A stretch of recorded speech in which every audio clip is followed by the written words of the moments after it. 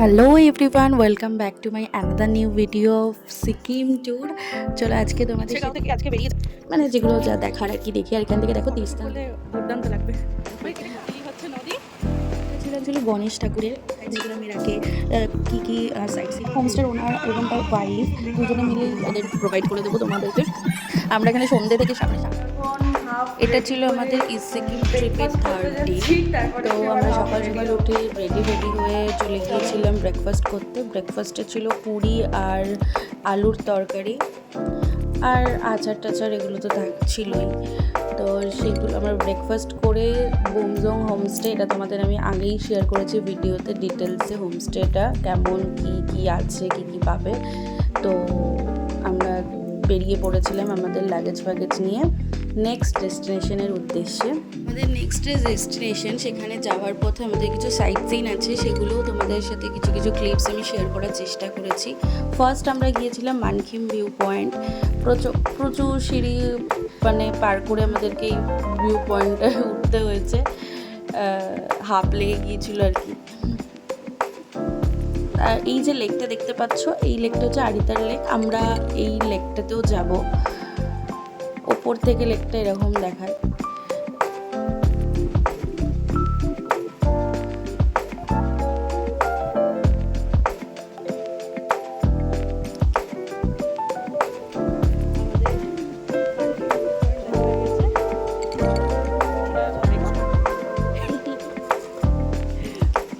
তারপর আমরা চলে গিয়েছিলাম ওখানে একটা মনেস্ট্রিতে। পাহাড় এমন একটি সুন্দর শান্ত জায়গা, মানে যেখানে গেলে তুমি যদি শান্তি চাও, নিরাপত্তা চাও, পাহাড় হচ্ছে মাস্ট তোমার জন্য।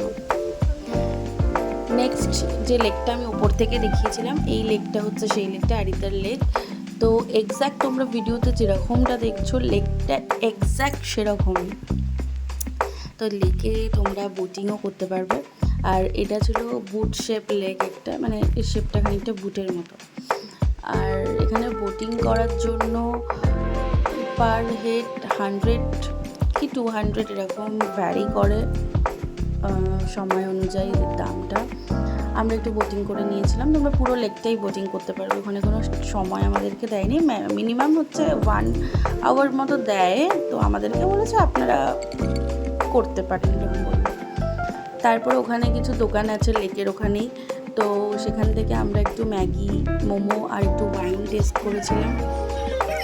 তারপর আমরা চলে গিয়েছিলাম হচ্ছে রংলি মার্কেটে। তো এই মার্কেটের নাম তোমরা সবাই হয়তো শুনেছো, এখানে খুব সস্তায় জিনিসপত্র পাওয়া যায়, কিন্তু দুর্ভাগ্যবশত ওই দিন রংলি মার্কেট বন্ধ ছিল।